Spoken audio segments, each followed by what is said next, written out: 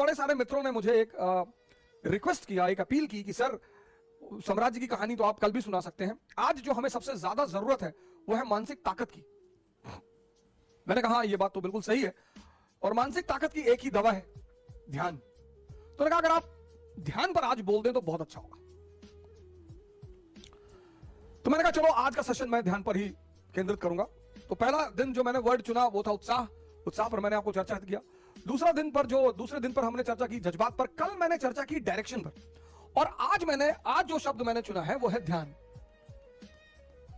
आज मैं इस पर चर्चा करूंगा, बड़ा इंपॉर्टेंट शब्द है, और मैं कहूंगा कि भारत की संस्कृति की लाइफलाइन है ये शब्द। आधुनिक शिक्षा, मॉडर्न एजुकेशन। मॉडर्न एजुकेशन क्या बनाती है? IAS, minister, member of parliament. हालांकि कम बनाती है, ज्यादा पढ़े लिखे लोग तो अमेरिका लंदन ही आईटी वाईटी करके चले आ रहे हैं। इंजीनियर बनाती है, डॉक्टर्स बनाती है, ये बनाती है। ये हमारी मॉडर्न एजुकेशन आज ये बनाती है। जो हमारी प्री मॉडर्न एजुकेशन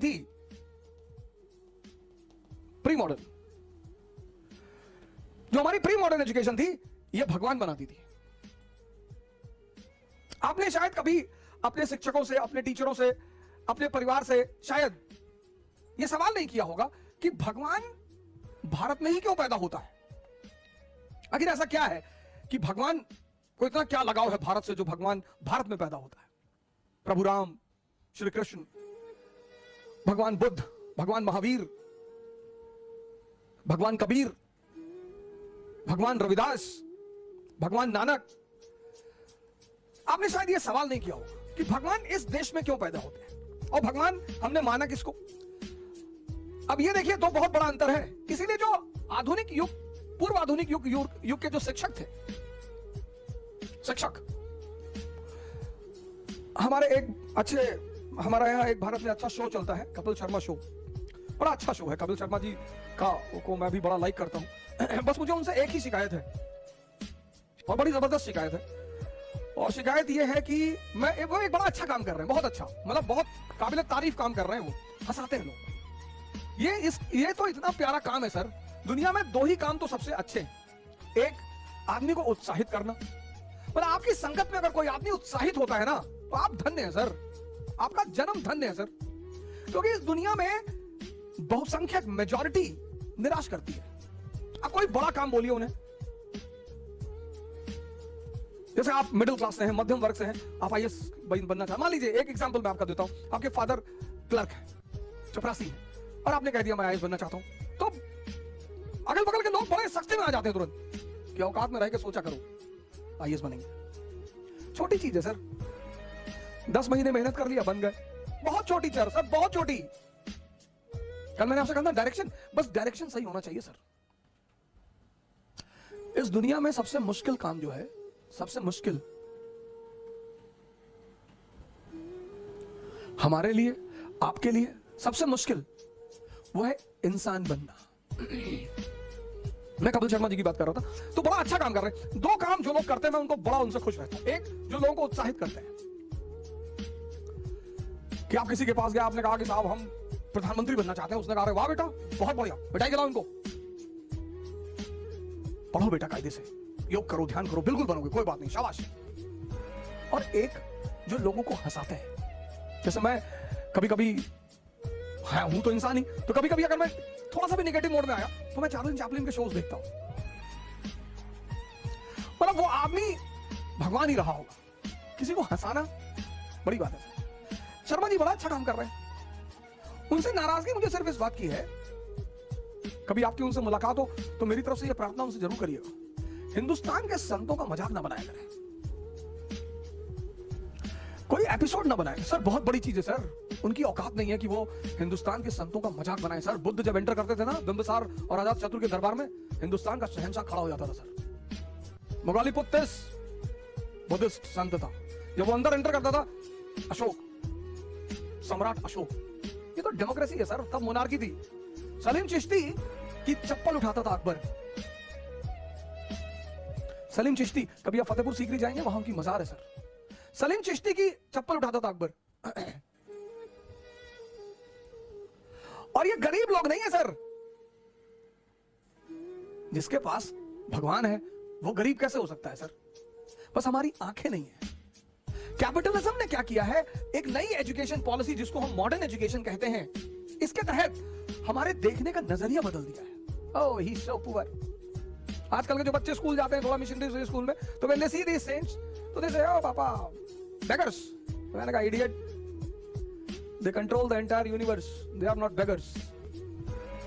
भिक्षु और भिखारी दोनों में बहुत फर्क है सर। आपकी उनसे कभी मुलाकात हो कपिल शर्मा जी से, तो उनसे मेरी तरफ से हाथ जोड़कर निवेदन करिएगा कि सर इस देश में संतों को बहुत उच्च दर्जा दिया गया है सर। हमने कभी संतों को मारा नहीं सर। इस देश की सबसे बड़ी खूबसूरती यही है कि संतों ने कुछ भी कहा, लिबर्टी तो इस देश की ब्लड में है सर। कबीर कहां बैठते हैं? बनारस में। हिंदुओं का गढ़ है ब्राह्मणों का, बनारस। और वहां वो कहते हैं पाथर पूजे हर मिले तो मैं पूजू पहाड़। कि अगर पत्थर पूजने से हरी मिल रहा है तो मैं पहाड़ पूजूंगा, और ताते तो चकिया भली पीस खाए संसार। कुछ नहीं कहते उन्हें कोई। ठीक है यार, बोल रहे हैं कोई बात। इस देश में बुद्ध ने कहा मैं ईश्वर और आत्मा के मुद्दे पे मौन है, किसी ने नहीं मारा सर। ज्ञान इस देश की अंतरात्मा है सर। भारत का मतलब है ज्ञान सर। और इंडिया को भारत की तरफ बढ़ना पड़ेगा। हमसे बड़े सारे स्टूडेंट्स आते हैं, कहते हैं कि सर पहले अटेम्प्ट में सफल हो जाए, कुछ तरीका बता दीजिए। मैंने कहा योग और ध्यान। अरे सर योग और ध्यान से क्या होता है? क्या होता है?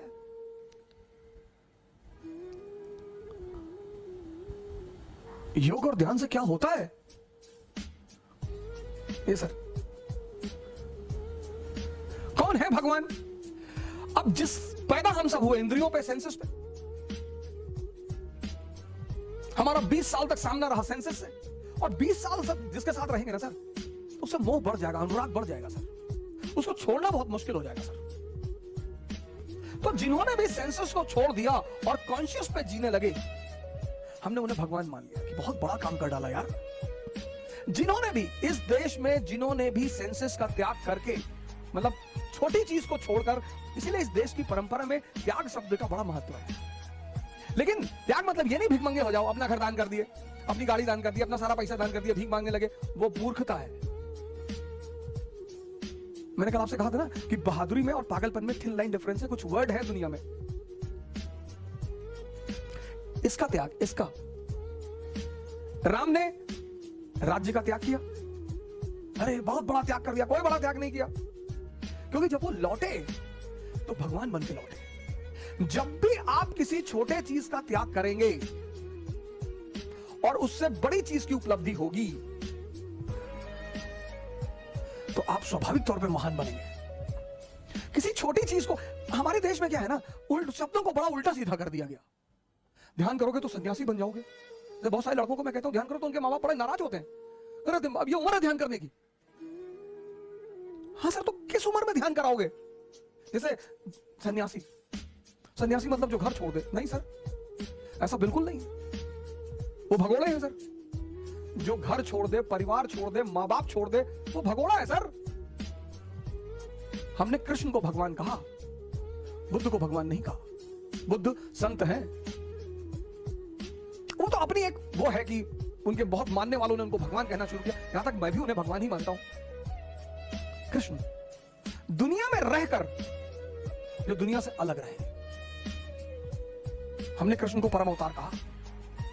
दुनिया में रहकर सर सारी चैलेंजेस को सामना करते हुए। तो इस शिक्षा में ऐसा क्या एडिशनल था कि लोग भगवान बनते थे? ध्यान, ध्यान आज यहां मिसिंग है